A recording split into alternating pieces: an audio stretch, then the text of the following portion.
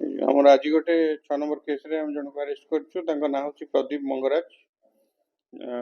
ସେ ବେଣୁପୁରର ବାସିନ୍ଦା। ତାଙ୍କୁ ଆମେ ଢେଙ୍କାନାଳରୁ ଗିରଫ କରିଛୁ।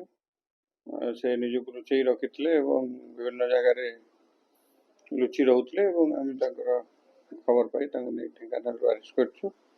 ଆଜିକାଲି ଯେଉଁ ସୌମ୍ୟ ହତ୍ୟାକାଣ୍ଡରେ ସେ ତାଙ୍କର ଆକ୍ଟିଭ ଇନଭଲଭମେଣ୍ଟ ଥିଲା ଏବଂ ସେ ତାକୁ ପିଟିଥିଲେ। ଆମେ ଭିଡ଼ିଓରୁ ଆଇଡେଣ୍ଟିଫାଇ କରିଛୁ। ବର୍ତ୍ତମାନ ଆମେ 18 ଜଣ, ତା ଦେହରୁ 11 ଜଣ ବାଲିଅନ୍ତା ପୁଲିସ କରିଥିଲା ଏବଂ କ୍ରାଇମବ୍ରାଞ୍ଚ 7 ଜଣଙ୍କୁ ଆରେଷ୍ଟ କରିଛି। ଆଉ କେତେ ଜଣ ଅଛନ୍ତି ସାର୍ ଏମିତି ଫେରାର ଆପଣ ଆଉ 5-7 ଜଣ ବାହାରିବେ, କାରଣ ଭିଡ଼ିଓ ଆମ ପାଖକୁ ଯେଉଁ ଆସି ପହଞ୍ଚୁଛି ସେ ଭିଡ଼ିଓ ଆଧାରରେ ଆମେ ଆଇଡେଣ୍ଟିଫାଇ କରୁଛୁ। ଆଉ 5-6 ଜଣ ଆଇଡେଣ୍ଟିଫାଇ ହେଇଛନ୍ତି, କିନ୍ତୁ ନମ୍ବର ବଢ଼ି ବି ପାରେ। ଭିଡ଼ିଓ ଯେଉଁ ସବୁ ଆମେ ତାକୁ ଆନାଲାଇଜ୍ କଲା ପରେ ତାକୁ ଆଇଡେଣ୍ଟିଫାଇ କରିକି ଆମେ ଧରୁଛୁ।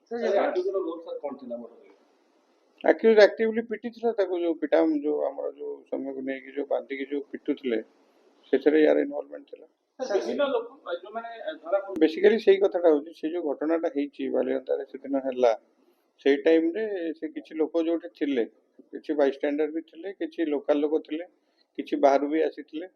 ତ ସେମାନେ ସବୁ ଗୋଟେ ମୋବ୍ ସାଇକୋଲୋଜି ନେଇକି ଯେତେବେଳେ ୟାକୁ ପିଟିଛନ୍ତି, ସମସ୍ତେ ଯାଇକି ସେଠି ଏକାଠି ହେଇଛନ୍ତି ଏବଂ ଏକାଠି ହେଲା ପରେ କେତେ ଜଣ ପିଟିଛନ୍ତି, କେତେ ଜଣ ଦେଖୁଛନ୍ତି। ତେଣୁ ଆମକୁ ସେଟା ଟିକେ କଷ୍ଟ ହେଉଛି ଦେଖିବା ଭିଡ଼ିଓରୁ ଯେ କିଏ ଆକ୍ଟିଭଲି ଇନଭଲ୍ଭ ଅଛି କିଏ ନ ଅଛି।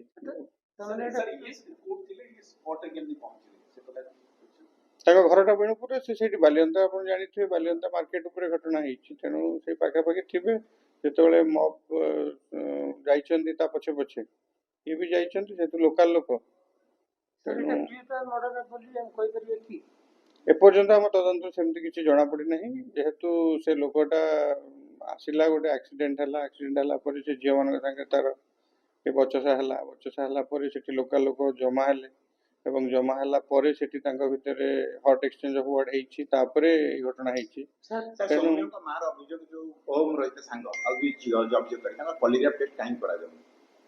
ଦେଖନ୍ତୁ, ତାର ପ୍ରଥମତଃ ହେଉଛି ଯେ ଆମେ ବର୍ତ୍ତମାନ ତାଙ୍କର ଏପର୍ଯ୍ୟନ୍ତ ତାଙ୍କର ଯାହା ଷ୍ଟେଟମେଣ୍ଟ ଆମେ ନେଇଛୁ, ସେ ଷ୍ଟେଟମେଣ୍ଟରୁ କୌଣସି ସେମିତି ଆମକୁ ସନ୍ଦେହ ହେଇନାହିଁ ଯେ ସେମାନେ ମିଛ କହୁଛନ୍ତି ବୋଲି।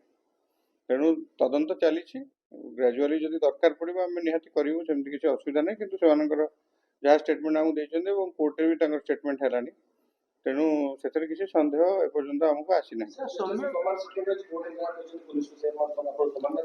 କୋର୍ଟ ଜାଣିବ ନା, ଆମ ପାଖକୁ ଯାହା କହିଛନ୍ତି ସେଥିରେ ଆମେ ବିଶେଷ ସନ୍ଦେହର ଅବକାଶ ଦେଖୁନୁ। ପ୍ଲସ୍ ଲୋକାଲ ଯାହା କରବୋରେଟିଭ ଏଭିଡେନ୍ସ ବି ଅଛି, ଯେଉଁ ଆମେ ଲୋକାଲ ଲୋକଙ୍କୁ ପଚାରିଛୁ ଯେତେବେଳେ ସେ ପାଖାପାଖି ଯିଏ ଥିଲେ, ସେ ଘଟଣା ପ୍ରାୟ ମିଶୁଛି।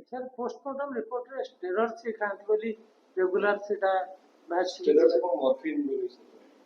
ନାଇଁ, ସେଇଟା ବର୍ତ୍ତମାନ ଏସ୍ଏଫ୍ଏସ୍ଏଲ୍କୁ ଆମେ ଯାଇଥିଲା, ଏସ୍ଏଫ୍ଏସ୍ଏଲ୍ ଗୋଟେ ରିପୋର୍ଟ ଦେଇଛି। ରେଗୁଲାର ଖାଆନ୍ତି ନା ନାହିଁ ଜଣା ନାହିଁ, କିନ୍ତୁ ସେଇଟା ବି ରୁଲ୍ ଆଉଟ୍ କରିହେବନି।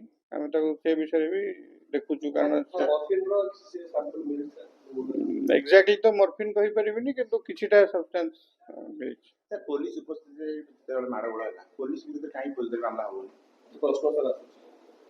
ପ୍ରଥମ ଦେଖନ୍ତୁ, ପ୍ରଥମ ହେଇଛି ଯେତେବେଳେ ଘଟଣା ହେଇଛି ଆମ PCR ଯାଇ ପହଞ୍ଚିଛି। PCR ସମସ୍ତଙ୍କୁ ଇଣ୍ଟିମେଟ୍ କରିଛି। ଇଣ୍ଟିମେଟ୍ କଲା ପରେ ଥାନାବାଲା ଯାଇକି ପହଞ୍ଚିଛନ୍ତି।